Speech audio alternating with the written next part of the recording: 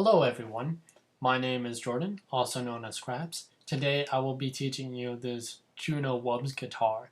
It's very interesting. I draw in a lot of different sources for distortion amounts, and we're also going to be learning how to use Maelstrom in an additive synth way. We're also going to be removing some frequencies to make the synth fill out a little bit more, and then mastering it. So I'll play the demo for you guys, and I'll also play some few notes on the keyboard to demonstrate how powerful this synth is. Enjoy this demo, and I hope you get something new out of the experience.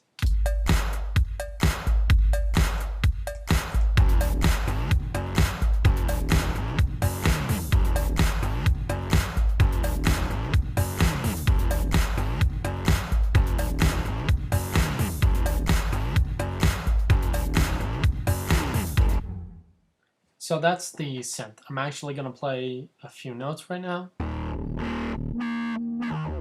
demonstrating the different parameters of the synth.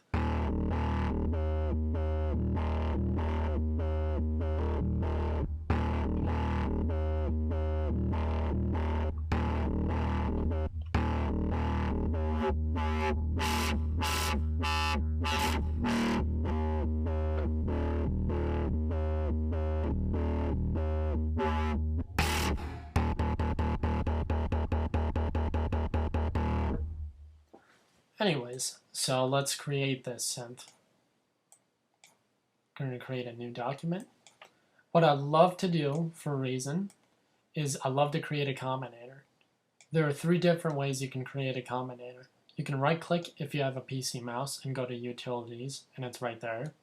Or you can hold down control and left click and get the same menu. Or if you want to do something even more different, you can actually just hit F8 and go to utilities and just drag a combinator from there. So what I'm going to do is inside this combinator, I'm going to create a blank instance of Maelstrom. I'm going to start off by attacking the mod wheel. Then I'm going to go to the modulation parameters, our oscillator A, the filters, the routings, and the, of course, programming behind all this. Then we're going to flip it over to the back to program some more. So what we're going to do is for our mod wheel, we're going to set the index all the way up to 63. And that's it for the mod wheel. For our mod, what we're going to do is change the modulator A and B to sync. I'm going to set the rate for both of them to be 1/8. And that's it. After this, for our oscillator A, we're going to turn up the decay a little bit more. The sustain is all the way up. That's great. That's right where it needs to be. For our type of synth, we're actually going to change this to a Juno. We're going to bring it down an octave, and we're going to set the shift to 12. And for the index, we're going to set that to 64, right in the middle. After this, I'm going to route this to my shaper and to filter B. And make sure to turn on shaper. I'm also going to turn on my filter envelope, the amount to be 127, push up my sustain all the way. For my filter B, I'm going to turn on the filter B to shaper. I want to take the frequency and boost it all the way up. For my filter A, however, I'm going to take this to an AM amplitude modulator parameter. I'm going to take the frequency all the way down. Now that we have this, what I'm going to do is hit tab. I'm going to take my mod output A and plug it into my filter. I want to take filter envelope and just plug it back into itself. To filter envelope on our gate input. Now, after this, what we're going to do is go to our show programmer. We're going to hit our first Maelstrom. We want our rotary 1 to be our filter B frequency. That's mode. I want it to be frequency. And we're going to call this wub amount. And for rotary 2, we're going to call this wub synced. or actually web LFO amount. Rotary 3, we're going to call this saturation. We're going to call this saturation amount. And for rotary 4, we're going to call this tube/comp. So for button 1, I'm going to change this to be web on. For button 2, I want this to be synced on. For button 3, we want this to be saturation. And for button 4, we want this to be beacon on. So for getting back into the programming, what I'm going to set my rotary 2 to be our modulator A rate. So go to modulator, A, and rate. We want our rotary 2 to be the same way. So instead of rotary 3, change that to rotary 2. Choose our modulator A. No, I think it's modulator B rate. Yep. And for our rotary 3, so instead of rotary 4, change that to rotary 3. We want to choose shaper amount. So go to our shaper, choose amount. For our button 1, we want this to be filter B on and off. So go to filter B on off. For button 2, we want this to be our modulator B sync. So go to modulator, choose B sync. Okay, so now that we have our programmer, what we're going to do is we're going to copy this maelstrom. There are two different ways. You can right click and copy the device, or copy the patch and then create a new maelstrom, or you can hold down, you can left click and hold down, then hold Alt Option and drag down to create a new copy. So now that we have this, we're going to take our main output, and instead of going into our combinator, we're going to plug it into our audio input from our second maelstrom.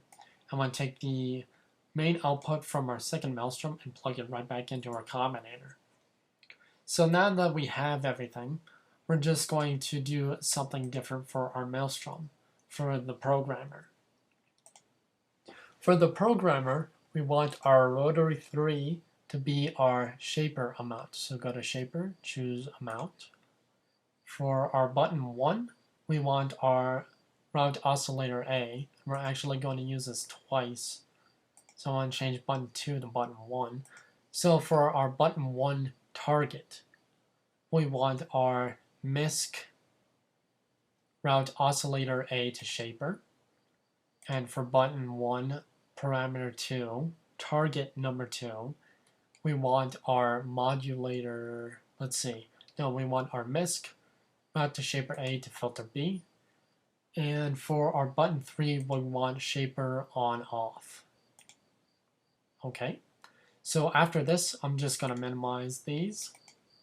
I'm going to create a screen 4 distortion right after my second maelstrom, found in Creative Effects. I'm going to choose my damage to be about 22, the type to be warp. P1 gets to be 40, and P2 will be about 105. Turn on body, turn resonance all the way to about 79, turn the scale to 0, and turn the auto to probably about 12 and set it to type E. After this, we're going to create an RV7000 advanced reverb found in Studio Effects. We're going to take the dry wet to about 20 and the decay to 20 as well, as close as you can get it. We're going to go to our Studio Effects and choose D11 foldback distortion. We're going to leave the amount where it is and choose the foldback distortion amount to be about 127. After this, to give it a little bit more distortion, we're going to create an RPG8 monophonic arpeggiator. We're going to take off our arpeggiator, set the type to up-down, change it to octave 3, and take our insert off. That should be good. We're going to choose the gate length to be about 43, set it to free, and change the sync rate to about 0.06, 0.6. Okay, and take it off. So after this, we're going to create a line 6 bass amp found in our Studio Effects. Turn on compressor, take it to about 63 for the threshold, create another arpeggiator, leave it on, turn the sync rate to about up down, the arpeggiator mode, I'm sorry. We're going to take it to octave 3 and take it to off.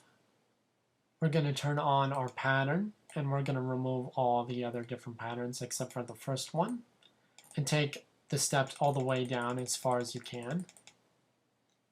Okay, for the gate length, I'm going to turn this all the way up to 127. I'm going to set this to free, and instead of 8.0, I actually want this to be about 0.9. Okay, so now that we have that, we're going to actually, instead of 3, I'm going to set that to 1. You'll see why in a minute. Now to master the synth, let's see where we are so far.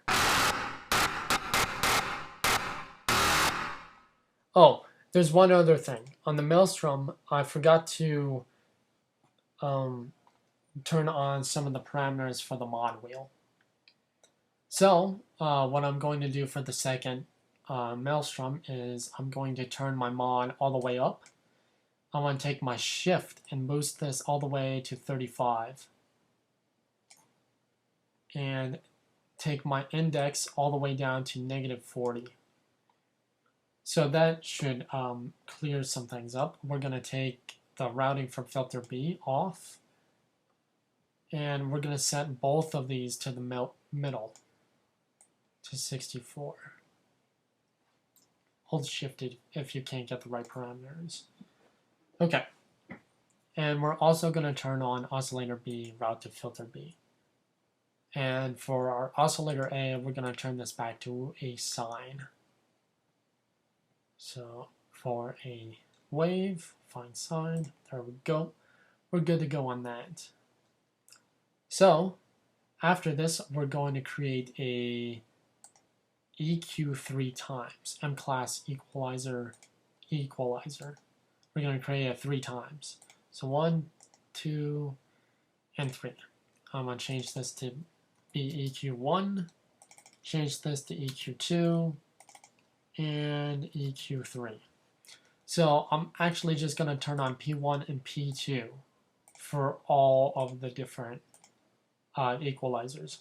So for P1, I'm going to take this all the way down to 543 Hertz. Gain down, Q all the way up. We just want to remove those certain frequencies that cause a very hard ringing. So 4.646 kilohertz, gain down, Q all the way up. For P1, I'm going to take this all the way to 6.229 kilohertz. Gain down about 10.3, Q all the way up. For P2, I'm going to take this about 663 Hertz. Take the gain down about 11.4 and boost the Q about 32. For P1, I'm actually going to take this to about 494 Hertz. Gain down, Q all the way up. Turn on high shelf, turn on low cut. For a high shelf, just leave it like where it is and boost it about 4.6, turn the Q to 2. After this, we're going to create an M-class maximizer. Turn on soft clip, take off limiter, put release to auto. Soft clip amount 127. Okay, so now that we have most of everything, what we need to do is go back to our programmer. So I'm going to go to my ARP1, and I'm going to set for ARP1 my button 4 to enable the arpeggiator. So turn on master, arpeggiator enabled. For my ARP2, I'm going to set my rotary 4 to be gate length. So arpeggiator, gate length, and there you guys have it. You should have the Juno Wubs guitar.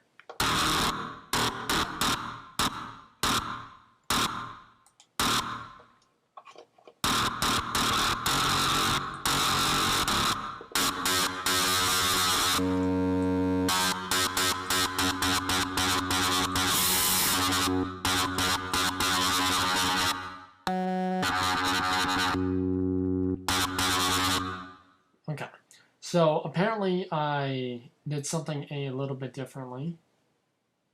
Oh yeah, it's just to turn it on for the beacon. But I don't see why this is acting up. Oh, the RPG 8 isn't... Is it? Oh, it's... Huh. Yeah, that's attached to that. Yeah. You guys should have it. I don't know why it's not allowing you to.